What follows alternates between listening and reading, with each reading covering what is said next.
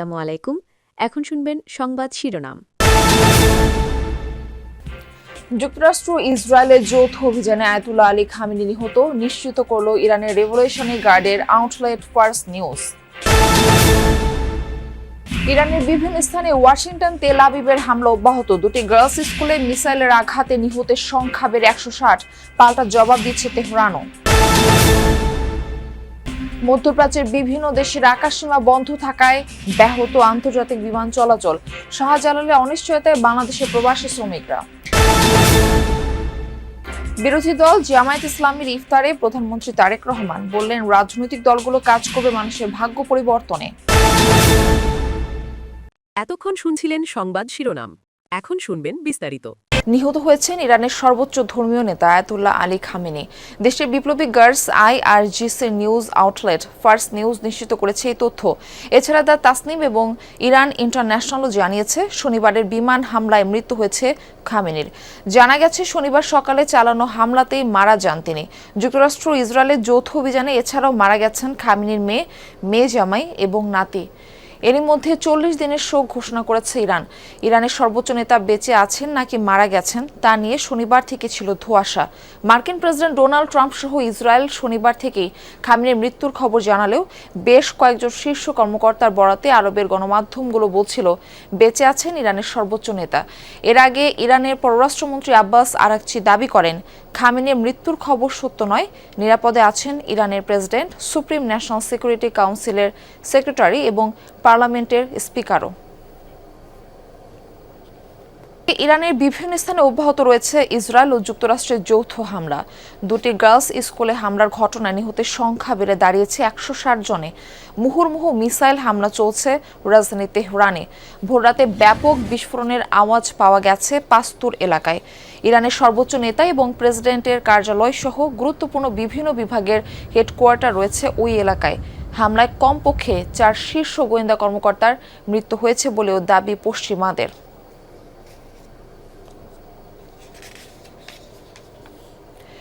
ইসরায়েলে ইরানের পাল্টা হামলায় প্রাণ গেছে এক বেসামরিক নাগরিকের। ধ্বংসস্তূপের নিচে আটকে পড়াদের উদ্ধারে কাজ করছে জরুরি বিভাগ। ধ্বংস হয়ে গেছে বহু উঁচু ভবন ও স্থাপনা। আবারও হামলার আশঙ্কায় ভূগর্ভস্থ ব্যাংকারে আশ্রয় নিচ্ছে ইসরায়েলিরা। ইসরায়েলের পাশাপাশি কাতার, জর্ডান, বাহরাইন ও আরব আমিরাতের মার্কিন ও ইসরায়েলি ঘাঁটি লক্ষ্য করে নতুন করে হামলার খবর পাওয়া গেছে। ইরানের হামলায় আবুধাবির জায়েদ 5 আরব দেশে ইরানের হামলার বিভিন্ন ভিডিও তোলপাড় তুলেছে নেট দুনিয়ায়। দুবাইয়ের বহুতল ভবন থেকে শুরু করে বাহরাইনের মার্কিন ঘাঁটিতে হামলার মতো এসব ভিডিও ভাইরাল হয়েছে। কুয়েতের এয়ারপোর্ট ইরানের মিসাইল হামলার দৃশ্য সামনে আসার পর আতঙ্ক ছড়ায় মধ্যপ্রাচ্যের প্রায় সব বিমানবন্দরে। এই অবস্থায় প্রশ্ন উঠেছে এসব আরব দেশগুলোর আকাশ প্রতিরক্ষা ব্যবস্থা নিয়েও।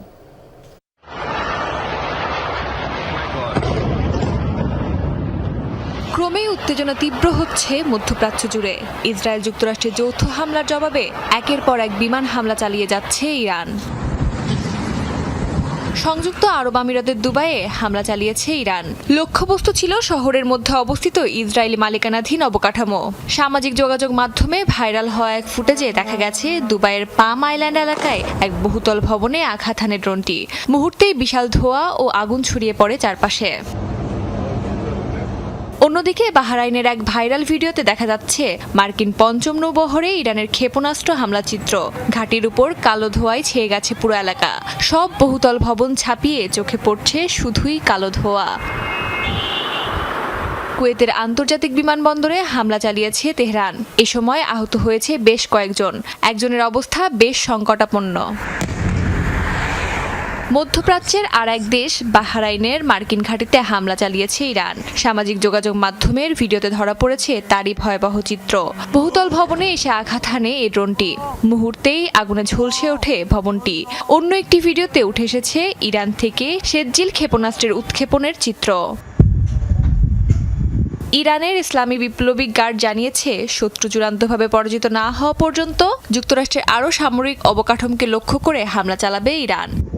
ইরানের উপর ইসরায়েলি হামলার প্রেক্ষিতে জরুরি বৈঠকের ডাক দিয়েছে আন্তর্জাতিক আণবিক শক্তি সংস্থা আইএইএ। ইরান, যুক্তরাষ্ট্র, ইসরায়েলের মধ্যকার যুদ্ধে বিপাকে পড়েছেন বাংলাদেশ থেকে মধ্যপ্রাচ্যে গমনেচ্ছু যাত্রীরা। এদের মধ্যে বেশিরভাগই প্রবাসী বাংলাদেশি। শনিবার রাতে মধ্যপ্রাচ্যগামী প্রায় সবগুলো ফ্লাইট বাতিল হয়। রাতে যাত্রীদের থাকার ব্যবস্থা করার কথা জানায় প্রবাসী কল্যাণ ও বৈদেশিক কর্মসংস্থান মন্ত্রণালয়। পরিস্থিতির উন্নতি হলে বাংলাদেশিদের ঢুকতে অনুমতি দিতে মধ্যপ্রাচ্যের দেশগুলোকে অনুরোধ জানিয়েছে পররাষ্ট্র মন্ত্রণালয়। কেউ যাবেন জেদ্দা, কেউ রিয়াদ, কেউ দুবাই, কেউ কাজের খোঁজে তো কেউ ওমরাহ পালনে। কিন্তু ইরান, যুক্তরাষ্ট্র, ইসরায়েলের যৌথ হামলা, পাল্টা হামলায় ফ্লাইট বাতিল হওয়ায় সবই অনিশ্চিত। আমি কিছু বুঝে উঠতে পারতেছি না কি আসলে কি যেতে পারবো। কোম্পানির সাথে যোগাযোগ করতেছি, তারপরে যদি কোম্পানি যে আমার বিশাল মেয়াদি আর 5 দিনে বাড়াই দেয় তো আলহামদুলিল্লাহ, যদি না বাড়াই দেয় তাহলে কিছু করার নাই, যেতে পারবো না আর কি। কবে আবার স্বাভাবিক হবে সবকিছু, কবে যেতে পারবেন কাঙ্ক্ষিত গন্তব্যে, কিংবা এজেন্সিকে দেওয়া টাকা ফেরত পাবেন কিনা কিছুই জানেন না মধ্যপ্রাচ্য গমনেচ্ছু যাত্রীরা। আমাদেরকে বলছে যে যারা টিকিট সংগ্রহ করছে আপনার বিভিন্ন ট্রাভেলস থেকে, বিভিন্ন থেকে, ওনাদের সাথে যোগাযোগ করার জন্য ওনারা পরবর্তী পদক্ষেপ কী নেওয়া যাবে ওনারা বলে দিবে। ছুটির মেয়াদটা যদি 2 দিন থাকে, 3 দিন থাকে, তাহলে সবাই কপিলের সাথে যোগাযোগ করে ছুটির মেয়াদ বাড়ায় নিতে হবে 1 মাস 2 মাস। আর যদি যুদ্ধ যদি কালকে পরশু শেষ হয়ে যায়, আমাদের ইজিলি সবাই ইনশাল্লাহ চলে যেতে পারবো। রাতে মধ্যপ্রাচ্যগামী প্রায় সবগুলো ফ্লাইট। নির্বাচনের মাধ্যমে যে গণতন্ত্রের যাত্রা শুরু হয়েছে তা হাজারো মানুষের রক্ত ও ত্যাগের বিনিময়ে অর্জিত। আগামী রাজনীতি হবে দেশের মানুষের ভাগ্য পরিবর্তনের জন্য। জামায়াতের ইফতার অনুষ্ঠানে যোগ দিয়ে এ মন্তব্য করেছেন প্রধানমন্ত্রী তারেক রহমান। একই অনুষ্ঠানে বিরোধী দলীয় প্রধান ডাক্তার শফিকুর রহমান বলেন, এবারের সংসদ হবে প্রাণবন্ত। সরকারকে সহযোগিতার পাশাপাশি জনগণের অধিকার রক্ষায় শক্তিশালী ভূমিকা পালন করবে জামায়াত ইসলামী। দেশের রাজনৈতিক ইতিহাসে প্রথমবার বিরোধী দলের ইফতার অনুষ্ঠানে প্রধানমন্ত্রী। নতুন বাংলাদেশে রাজনৈতিক সৌহার্দ্য আর সহাবস্থানের জানান দিতেই জামায়াতের আমন্ত্রণে সাড়া দিলেন সরকার প্রধান। বিগত সময়ে সরকার আর প্রধান বিরোধী দলের মধ্যে ছিল দা-কুমড়ো সম্পর্ক। অতীতের সব তিক্ততা পেছনে ফেলে সামনে এগিয়ে যেতেই আজ এক টেবিলে প্রধানমন্ত্রী ও বিরোধী দলনেতা। ইফতার অনুষ্ঠানে ছিলেন স্বরাষ্ট্রমন্ত্রী সহ সরকার দলের শীর্ষ নেতারা, ছিলেন 11 দলীয় জোট ও বিভিন্ন রাজনৈতিক দলের নেতা, বিভিন্ন পেশাজীবী ও 24-এর শহীদ পরিবারের সদস্যরা। বাংলাদেশ সরকারের মাননীয় প্রধানমন্ত্রী। বিকেল 5:30টায় ইফতার অনুষ্ঠানে যোগ দেন প্রধানমন্ত্রী। শুভেচ্ছা বক্তব্যে তারেক রহমান বলেন, হাজারো মানুষের আত্মত্যাগের মাধ্যমে গণতান্ত্রিক যাত্রা শুরু হয়েছে, তাই দেশবাসীর ভাগ্য পরিবর্তনে কাজ করতে চান। বাংলাদেশের মানুষ আজকে অনেক প্রত্যাশা নিয়ে, অনেক আকাঙ্ক্ষা নিয়ে, অনেক আশা নিয়ে আমাদের সকলের দিকে তাকিয়ে আছে, বিশেষ করে রাজনৈতিক দলগুলোর দিকে তাকিয়ে আছে।